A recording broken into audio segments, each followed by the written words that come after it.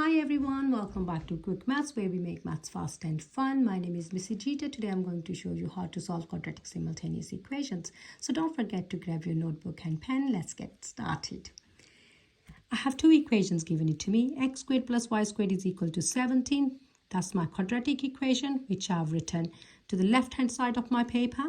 Y is equal to x minus 3 which I've written it to the right hand side of my paper. I don't need to rearrange this one because it's already been done. Only thing I have to do is now I look at my linear equation and I substitute my linear equation into my quadratic equation.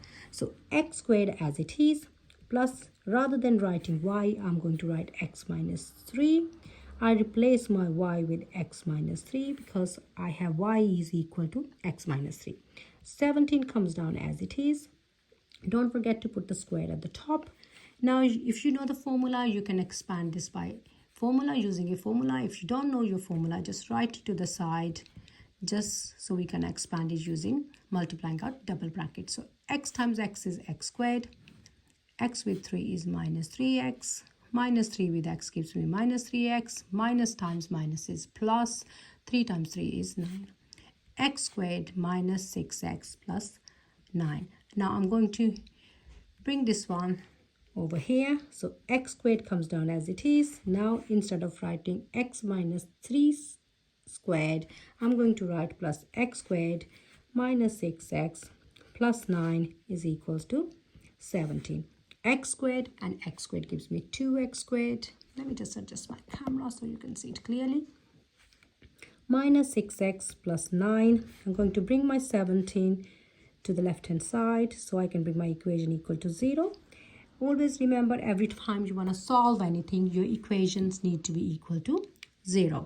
Now I'm going to just simplify this. So 2x squared minus 6x.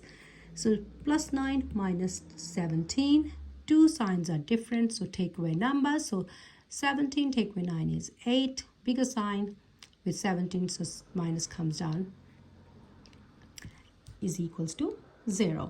Now 2 is common, so I'm going to take 2 common out. So I have left, basically when I say 2 common out, that means I'm dividing whole equation by 2. Minus 3x minus 4 equals to 0. Now we are going to factorize this one.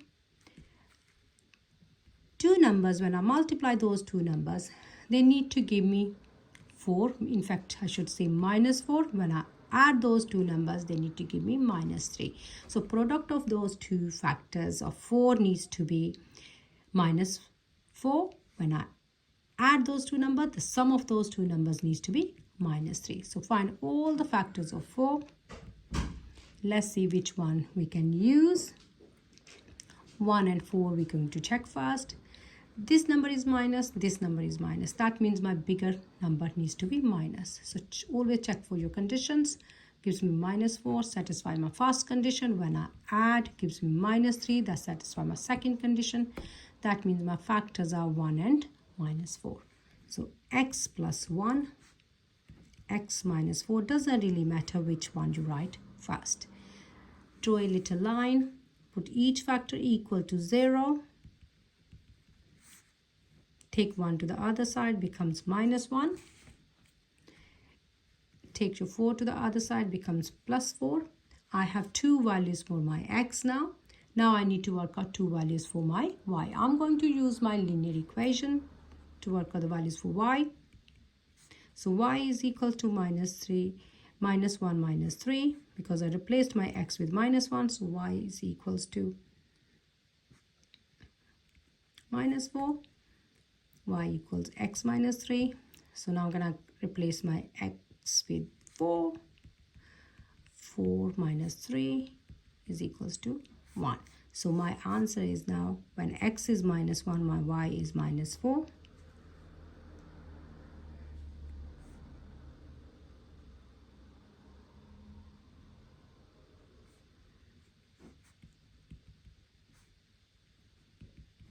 Equal to 1. So these are my answers.